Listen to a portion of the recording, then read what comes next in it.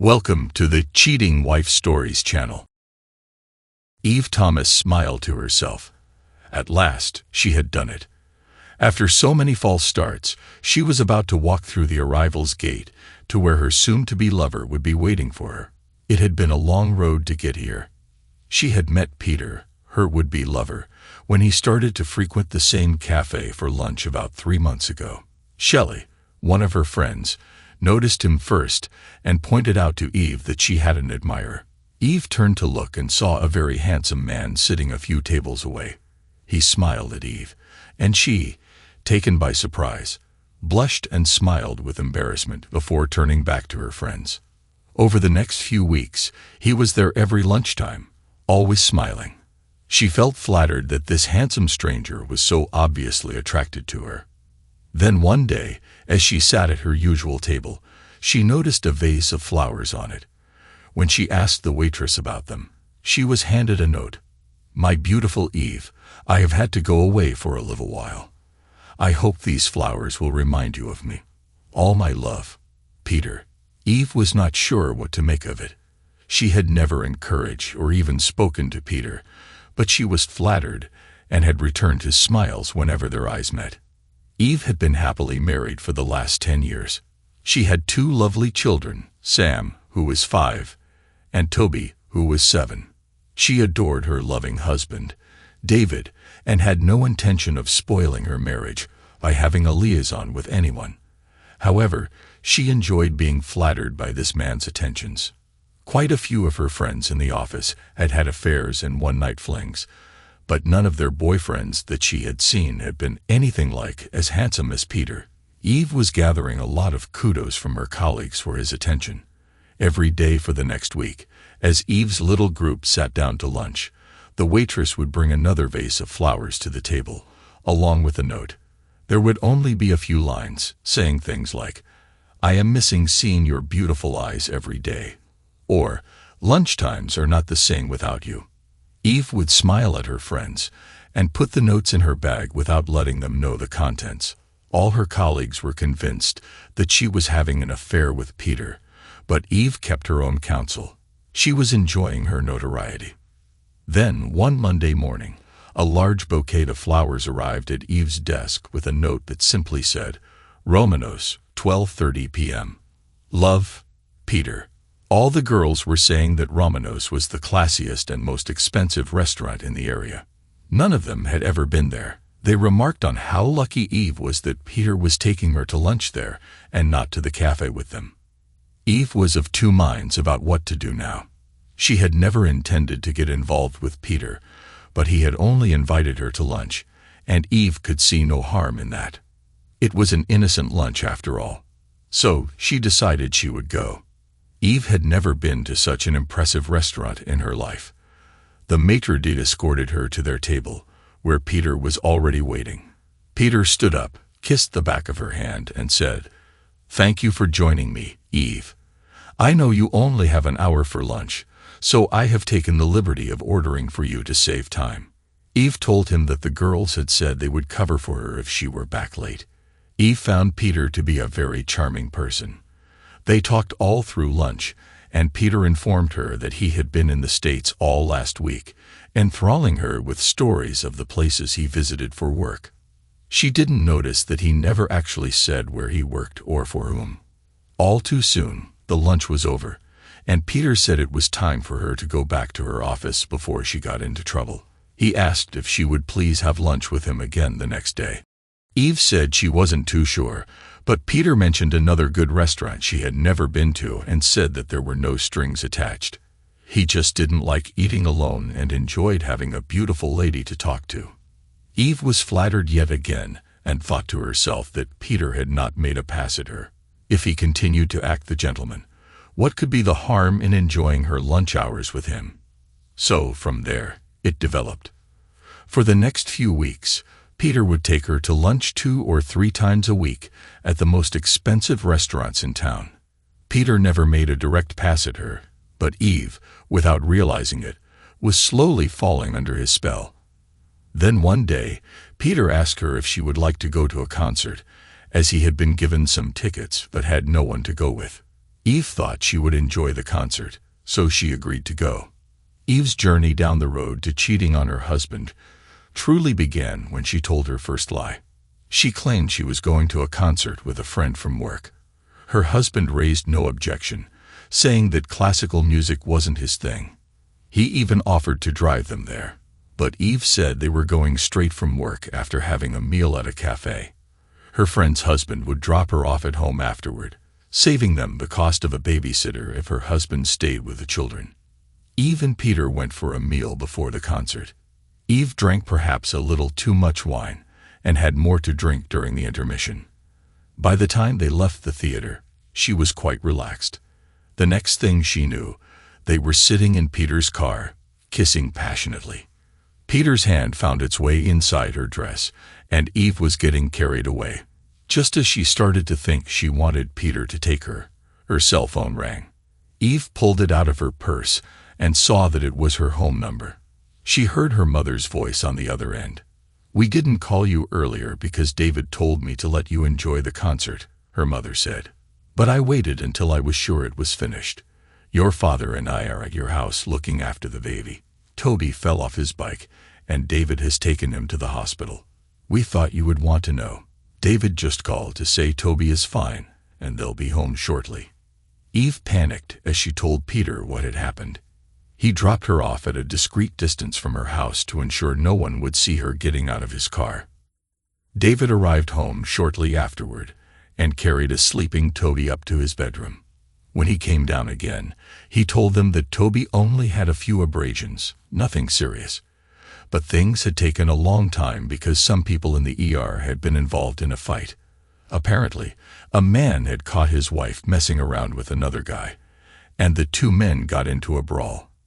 The wife had tried to separate them, and ended up on the receiving end of one of their punches. The police were in the ER to make sure the two men didn't start up again. David found it all quite entertaining and asked, "Why would a good woman want to mess up a good marriage?" Unfortunately, Eve didn't see the humor in the story. As her mother and father were preparing to leave, her mother asked, "How was the concert, Eve? And who did you go with?" "Oh, I really enjoyed it," Eve replied. "It's such a shame Dave's not into classical music. I went with Marie, one of the receptionists from work. Her husband doesn't like classical music either. She's been asking around the office for someone to go with her for weeks. There's another concert next week, so we might go again if Dave doesn't mind." David didn't reply to the comment, only suddenly announcing that it had been a long day and he was going to bed. When he finally got to bed, David was apparently fast asleep.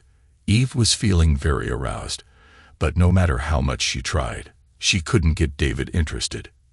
Poor Eve. She had enjoyed her evening and found both the music and her company very arousing. It was a shame she had been so busy canoodling that she failed to notice the white estate car parked by the curb when they came out of the concert hall. She didn't see the small child asleep in the back seat, or the driver of the car watching her and Peter cuddle and kiss as they walked back to Peter's car.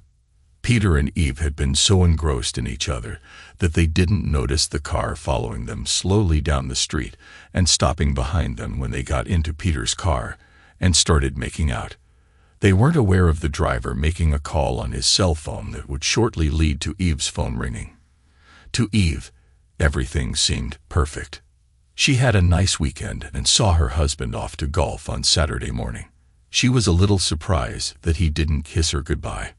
In fact, she hadn't noticed that he hadn't kissed her since Wednesday. He had gone to work early on Thursday and Friday before she was awake. On Monday morning, Eve's car wouldn't start, so David drove her to work. It was Monday lunchtime when she met Peter. As he kissed her, she realized that besides kissing her children, it was her first kiss since she said goodnight to Peter after the concert. She mentioned this to Peter, but he laughed it off, saying, "Good, I don't want you kissing your husband. You should save all your kisses for me." When David picked her up from work that evening, he told Eve that her car would be off the road for some time because major work needed to be done on the engine. David would have to drive her to work and pick her up every day for a while. On Wednesday evening, Eve told David she was going to another concert. But Eve had no intention of going to the concert. She and Peter planned to go out for a meal, some dancing, and then, well, whatever came up until lunchtime. As Eve walked into the cafe to meet Peter, the first person she saw was her father. She thought how lucky she was to have noticed him right away and went over to sit with him. "Hi, Dad. What are you doing here?" David said, "You normally eat in here, and he said you were going to the concert tonight. I am taking your mother along as she got so enthusiastic when you were talking about it last week. I thought we could meet you for a meal before we go, and then your mother and I will drop you home." Eve's heart nearly stopped. This meant she would have to go to the concert, and she could not go there with Peter. Her parents had very old-fashioned views, and if they saw her with any man other than David, all hell would break loose. They would not stand for her breaking her marriage vows. Eve asked her father to excuse her for a moment and walked to the ladies' restroom, signaling her friend Shelley to follow. Once inside, she convinced Shelley to go to the concert with her and asked her to explain to Peter why he couldn't speak to him. Therefore, it was to the concert with Shelley that she went that night. At the concert, Shelley told Eve that Peter had mentioned he was going away on business again tomorrow, so he had given Shelley an email address where Eve could get in touch with him. On Thursday evening, Eve had to ask David how to send emails. Although she sometimes used a computer at work, they held no interest for her, so she was almost computer illiterate. When David asked whom she wanted to email, she showed him the addresses of some of the girls at work and said that they were always talking about emailing one another, so she thought she would join in their little game. Unfortunately, Eve did not realize that cheating wives who know little about computers should never ask their husbands to set up an email account for them. For the next couple of weeks, increasingly risque and suggestive emails passed back and forth between Eve and Peter. By the end of the second week, they were openly discussing what they were going to do in bed together, and even joking about BDSM sessions. It hadn't occurred to Eve that what used to be a regular sex life with her husband had come to a complete standstill. If she had stopped thinking of Peter for just one moment, she might have noticed that her once loving husband hardly spoke to her and never kissed her anymore. But Eve was too wrapped up in her thoughts of Peter. When Peter asked her to come to Paris for a romantic weekend, she jumped at the chance. She broached the subject with David, telling him that some of the girls in the office had booked the weekend, but one of them had to drop out because her father was in the hospital. David said that if she wanted to go to Paris, who was he to stop her? She was a big girl and could make up her own mind about what she did. She thanked him and went to give him a kiss, but he turned away before she could do so and went out into the garden. Eve got on the computer and emailed Peter that she was coming.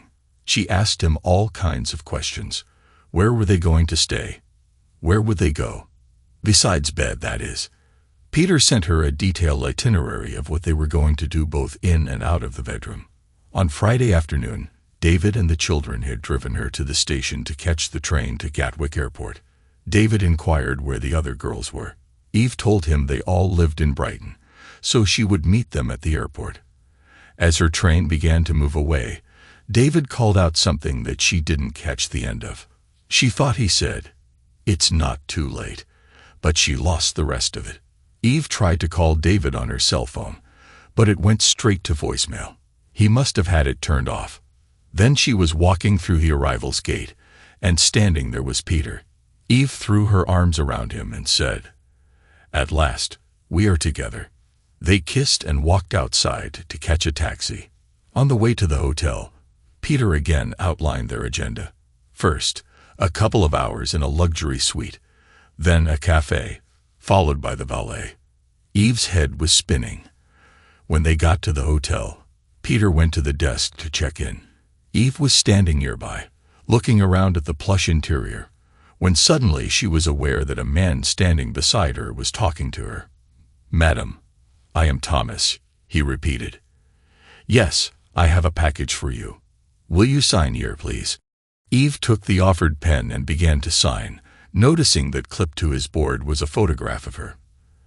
The man must have used it to identify her. Eve began to get an uneasy feeling in her stomach as the courier gave her a large brown envelope that had her name on it. Eve looked at the envelope for a few seconds and then tore it open. Inside, she found a large photograph of David and the children. They were holding a sign that read "Goodbye," and on the back of the photograph, Toby had scrawled, "Why, Mommy?" The enormity of her situation suddenly hit Eve, and she began to cry. David knew that she had not come to Paris with the girls, and he must know about Peter. Peter, having finished checking in, turned to her and, seeing her crying, asked her what was wrong. "My husband knows about you and what we were going to do here." "So what if he knows? He's in London and we're here in Paris. What's he going to do about it?" "Divorce me. That's what he's going to do." "Look, Eve, he was bound to find out sometime. Husbands always do. He has just found out a little earlier than we expected, and we mustn't let that spoil our weekend. Let's get up to our room and enjoy ourselves for a little while. We've only got an hour or so before dinner." It finally dawned on Eve that Peter's only interest in her was getting her into bed. The fact that her marriage to the man she loved was most likely over did not worry Peter in the slightest. He just wanted to have sex with her and do all those other things he had written about in the emails. She finally realized Peter had set out to seduce her and cared nothing for the consequences. Peter once again asked her to come up to their room. When she refused, he quietly and surreptitiously grabbed hold of her arm, twisting it behind her back, and kissed her deeply on the lips to quiet her. He then whispered in her ear, "Listen, you little witch, I have spent months and a large amount of money getting you here. Now my friends and I are going to get our money's worth. You are going to come with me now. The more you resist, the more you will regret it later." Holding her arm tightly, he marched her into a lift. People were looking at them because he was making quite a lot of noise. However, Peter calmly smiled and called out something in French, which made everyone laugh. The porter carrying their bags was already in the lift, and she saw him press the button for the 6th floor. Eve realized she was in real trouble now. How could she have been so stupid? She knew nothing about this man. He was dragging her up to a room where he intended to assault her. No, not just him. He had mentioned his friends, which must mean she was going to be assaulted by other men besides Peter. As the lift doors began to close, 4 large men stepped inside. "Oh my God," thought Eve. "Are these his friends? 5 of them. Please, someone help me." As the lift began to ascend, things happened so bewilderingly quickly that Eve could not recall the chain of events. She was suddenly aware that Peter was no longer holding her arm. He was lying on the floor, apparently unconscious. One of the big men was now holding her, but much more gently than Peter had. She heard one of the men telling the porter, who was carrying the suitcases, to keep quiet and to come with them. The lift stopped, and she felt herself bundled out of one lift and into another. The doors closed, and the lift started moving down instead of up. Eve was terrified because these obviously weren't Peter's friends. What was going to happen to her now? She began to cry out, but stopped when she heard one of the men say, "Shut up, you stupid woman. Why the hell he bothered to send us after you, I'll never know. If you were my wife, I'd have left you to be the hooker that prick intended to make you. Now shut up. We don't need any trouble with the French police." The lift stopped in the basement car park. Eve was pulled out of the lift and shoved into the back of a car that was waiting. One of the men said something to the driver, and the car pulled away. Eve looked at her saviors through the rear window and realized that she recognized 2 of them. She recalled that she had seen them talking with David at his firm's Christmas party. She thanked her lucky stars that she had such a wonderful husband, and then started crying again. When they got to the airport, the driver produced her bag from the boot and gave her a ticket to London. Then she was alone. Eve got on the next available flight back to England. Eve arrived back home by taxi to find the house in darkness, her car parked in the drive, and an estate agent's "for sale" sign in the front garden. She walked up to the door, but her key would not fit in the lock. Then she noticed an envelope under her car's windscreen wiper. It contained a note. Eve got into her car before she read it. Eve, you won't get into the house. The locks have been changed. Your clothes are at your mother's. The children and I have gone away on holiday. When the house is sold, you will get your fair share. If you wish, you can give your share of it to your pimp Peterson. That's what hookers normally do. The note wasn't signed, but Eve knew who it was from. Eve sat in her car and cried for a while, then drove over to her mother's house. Her father opened the door and called over his shoulder, "Mother, our little piglet has come home. Should I let her in?" "You had better bring the stupid little cow in here. I think she needs to know just how stupid and lucky she has been." As Eve sat down, her mother told her father, "You'd better give Eve some of that brandy." Then she started, "David has told us everything. You were stupid enough to take a good and patient man for a fool. Someone in your office told him that this man, Peterson, was after your knickers before you had even spoken to him. Dave tried to warn you by talking about people he knew who were getting divorced because the wife was seduced." Eve thought back and remembered that conversation. She had agreed with David that all a man could do was divorce his wife after she committed adultery. Why had she not realized that David was warning her? "Dave was aware of all your lunch dates. You will see from the contents of that folder on the table that Dave knew about every meeting you had with Peterson. Why didn't he stop me then? If he had stopped me, none of this would have happened." "Eve," her father came in at that point, "if Dave had stopped you, what would you have done? Been more careful so that Dave couldn't catch you with your next boyfriend. Dave didn't want that kind of heartache.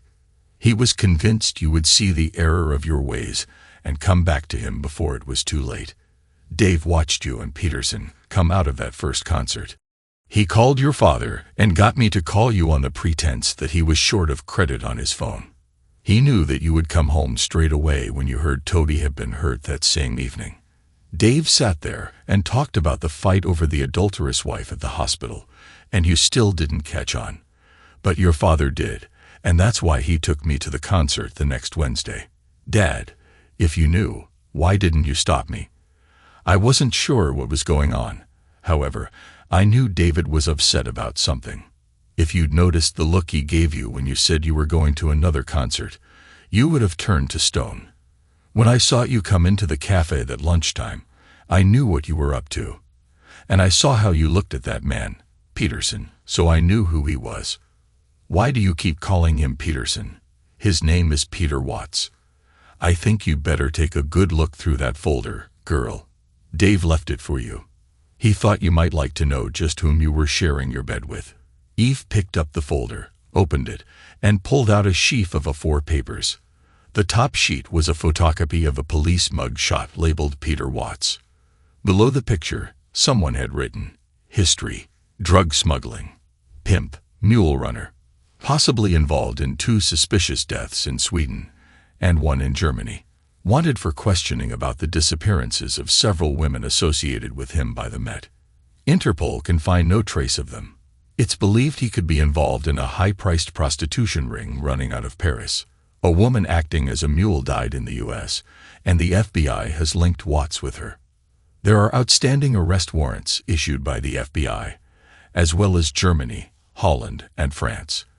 Last known location, London, 10 days ago. He skipped shortly before the police could arrest him. Now believed to be in France or Spain. The Dutch authorities have issued a European warrant for drug smuggling, so he can be arrested on site. Dave, as you have asked for a copy of this report, I can only assume you have come across our Mr. Lars Watts somewhere. Any help in locating him would be appreciated. Feel free to call if you need any assistance." Eve had a quick look at the rest of the papers. Some were lists of all the lunch dates she had with Peter, giving times, places, what they had eaten, and even the cost of the bill. The rest were printouts of all her emails to Peter and his replies. Assuming her parents had read them, she felt sick. Eve looked up from the papers at her father, her face showing confusion. "How did you come by all this?" she asked. "We didn't. Dave had it. He only got the police report last week. If he had received it earlier, he would have stopped Watts straight away. He thinks it was his inquiries that informed the police Watts was back in England. He gave the file to us last night when we dropped him and the children at the airport to catch their plane. He said he didn't know if or when you would show up, but when you did, we were to give it to you. Where is he taking my children? Do you know? Of course, your father and I know, but Dave would only tell us where they were going after we had promised not to tell you. And after the way you've behaved, we are going to keep that promise. We want to be involved in our grandchildren's lives, even if you don't. Dave could well have gone off and told us nothing. However, after he had taken you to the station, he was considerate enough to come here and see us. He told us all about what you had been up to and what you had intended to do in Paris. Dave even told us that he had the police and some of his friends following you. The police were only interested in Watts. Dave's friends were there to get you out if it looked like you were in any danger. His friend called us last night and told us they had been forced to get violent with that Watts man. The British police had informed the French authorities of his location, but could not do anything until the French police got there. When they thought you were no longer with him of your own free will, they decided to act. Dave's people, with the help of the British officers, got you out. You might like to know that your lover boy is now in a Paris jail. Eve began crying again. She curled up into a ball on the sofa and cried herself to sleep. Her parents, relieved that she had not been injured, said nothing more to her that night and went to bed, her father sending a quick text message on his cell phone before he went to sleep. It was late Saturday morning when Eve woke to the sounds and smells of breakfast being prepared. She went into the kitchen, where her father looked up from his newspaper and told her that Dave had booked and paid for a room with full board for a month at the Crown Hotel for her to use. Dave said that she would be able to walk to work from there and could use the month to find a flat. Eve was taken aback. I thought that you and Mom would let me stay here. Well, to tell you the truth, your brother and sister have already said that they do not wish to see you anymore, and if you were to move in here, they would not bring the grandchildren to visit us. Well, that's bloody marvelous, Eve retorted. My husband abandons me and takes my children away, and my own siblings disown me. What the hell are you talking about? Dave didn't leave you. You left him. And going by what that police report said, if it had not been for the men Dave sent to look after you, you might not have been able to come back. You have broken the heart of a wonderful man. He did everything he could to get you to realize what you were doing. He could have told me. He knew what you were doing, and what would he have achieved by that? You might have stopped your affair, but he would never have been able to trust you. He would have to watch you all the time, waiting for the next man to catch your fancy. That's no way to run a marriage. Her father turned back to his paper. As far as he was concerned, the conversation was over. But what am I going to do? I love my husband and my children. I want them back. I want my life back. Oh God, what am I going to do? Eve's mother turned from the sink where she was washing the breakfast dishes. You've made your bed. Now you must lie in it. You must realize that Dave is still deeply in love with you. That is why he has done so much to look after you. You need to start eating humble pie. And if I were you, I would start writing him an apology as quickly as you can and beg him to take you back. You will have to convince Dave how much you love him, and that you will not do anything like this again. But don't expect him to be easily convinced. You are the only one who can put your marriage back together. I would be careful what you do and who you speak to. From looking at that file, I should imagine he has had someone watching you for some time, probably since he first heard about this man Peterson. Dave might still have them watching you in case any of Peterson's friends show up. That could well be the reason he's booked you into the Crown. Any of the other guests could be working for Dave. Eve spent most of the rest of Saturday writing the first of many letters to Dave. Her father suggested she include a note for the children as she had let them down as well. He took the letters and said he would send them on. All contact with Dave and the children would be via her parents for the time being. Then Eve went to her room in the Crown Hotel. Monday morning, she went to work as usual. Her heart wasn't in it, but it kept her mind busy. The girls all asked her how her weekend in Paris had gone. She said as little as possible, just that it was a disaster and she didn't want to talk about it. The only one she wanted to discuss it with was her best friend Shelley, but Shelley never turned up to work all week, and Eve could get no answer from her home or cell phone. Every evening, Eve spent in her room writing letters to Dave and the children. After work, she would drop them off at her parents' house and ask if there was any reply. Eve made sure she always ate her meals in the Crown's dining room. If she was being watched, as her mother had suggested, she wanted to make it obvious that she was alone. The following Monday, word came around the office that Shelley would not be coming back to work. One of the girls came up to Eve and said, "Rumor has it that Shelley has been arrested in Holland for drug smuggling. Since you were her best friend at work, do you think it's true?" Eve didn't know, but she started thinking that it was Shelley who had been the first to point Peter out to her. Shelley had kept insisting that Peter fancied Eve. It was Shelley's assurance that there could be no harm in enjoying a nice lunch with a handsome man that had persuaded Eve to go on the lunch dates with Peter. It was Shelley who had convinced her that she could get away with spending the weekend with Peter in Paris. Could Shelley have been a friend of Peter's? Had Shelley set her up? She figured she would never know. A few days later, the police paid a visit to Eve's office and spoke to some of the girls in private. One of the officers looked vaguely familiar to Eve, but she could not place him until he looked right at her and gave her a wink. She remembered his face from when he had come into the lift in Paris. The girls said later that the police were asking about Shelley. They all expressed surprise that Eve had not been interviewed, as she was Shelley's friend. For the next few weeks, nothing changed. Eve continued writing her letters but received no replies. Her mother did let on that Dave and the children had been in Australia visiting Dave's sister, but had now moved on. The children were missing Eve, but were enjoying their holiday. Apparently, Dave had turned down a good offer for the house. Eve's mother thought this was good news, as it might mean he was considering coming back.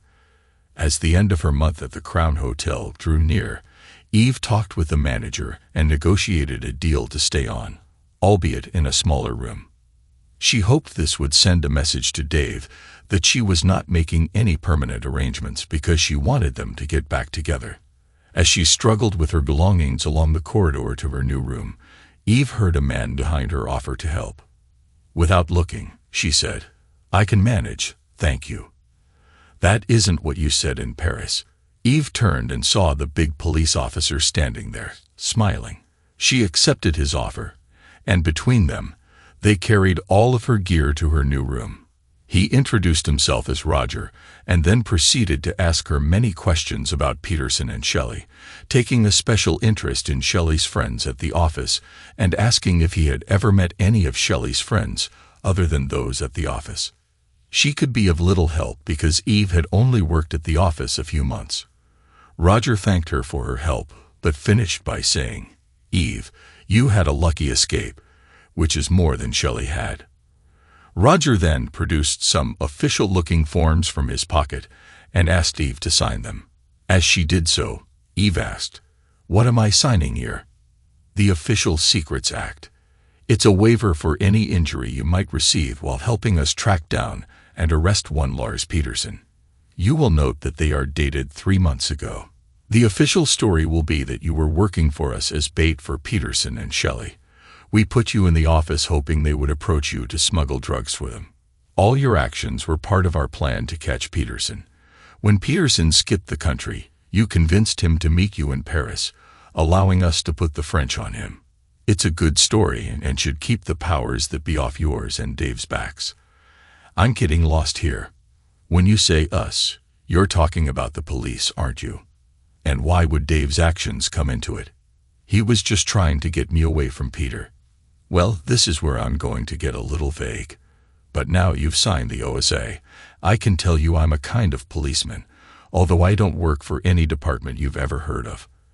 Our job is to target known criminals and terrorists anywhere in the world, mess up their organizations, and if we can, get them behind bars, no questions asked. As for Dave and what he chooses to tell you about his past, that's up to him. All I can say is that I have known Dave a long time.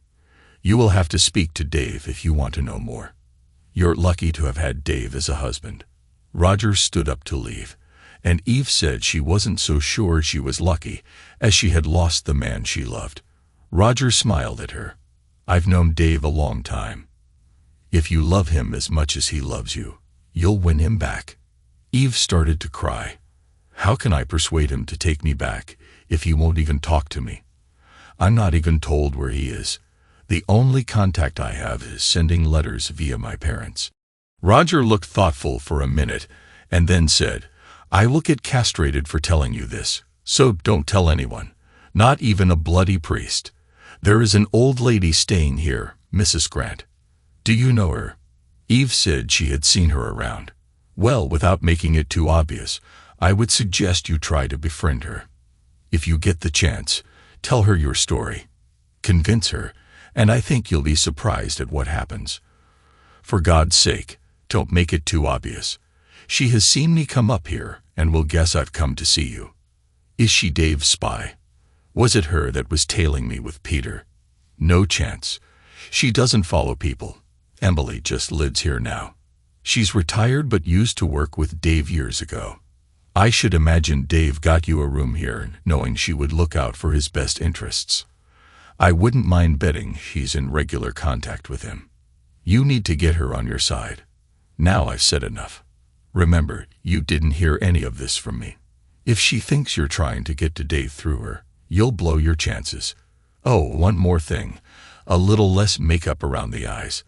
It won't hurt to let her see how much time you spend crying." When Roger had gone, Eve sat and reflected on some of the things he had said. She realized how gullible she had been with Peterson, but also thought about how little she knew about her husband and his life before they were married. Eve remembered how she had first met Dave. He was working as some kind of consultant for the firm she worked at. He would show up in the office now and again, but she never knew what he actually did. When they started going out together, Dave's work took him away for months at a time. He would come home with presents for her from far-flung exotic places, but when she thought about it, she realized that Dave never did say what he did. Details of his trips abroad were limited to descriptions of the places and historic sites he had seen. Once they had gotten married, Dave's trips suddenly got shorter. He would never be away for more than a week at a time, usually visiting places in Europe. Then, once Eve became pregnant, Dave changed his job. He now worked for a firm in the city, and Eve realized she knew a lot more about the job he was doing now than she did about what he had been doing before they had the children. God, am I that naive and gullible? She thought. Was Dave doing some dangerous job for the government all those years, and I knew nothing about it? Was my husband a kind of James Bond character, and I never knew? But then I must be thick, because that Peterson conned me so easily. Over the next couple of weeks, Eve increased the amount of time she spent in the lounge. Now that she was aware of Mrs. Grant's scrutiny, she could feel the old lady watching her when Eve's back was turned. Because she was in the lounge, Eve became acutely aware of the men who tried to pick her up. She would brush off their advances, making sure Mrs. Grant could hear her rebukes. Then Eve had a brainwave. Just after she had told yet another would-be gigolo that she was not interested, she went over to Mrs. Grant's table and asked if she could sit with her. Sitting on her own seemed to be giving all these would-be Casanovas the wrong impression. Eve told Mrs. Grant that she was a happily married woman and didn't appreciate their unwanted attention. This proved to be a masterstroke.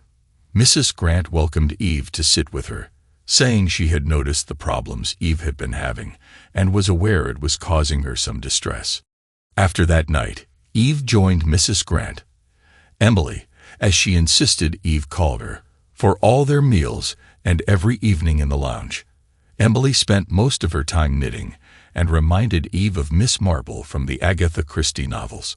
Apparently, she had a similar character. Eve noticed Emily seemed to know all about everyone in the hotel, and soon became aware of Emily surreptitiously asking about Eve's problems. After a couple of these sessions, Eve broke down in tears and rushed off to bed.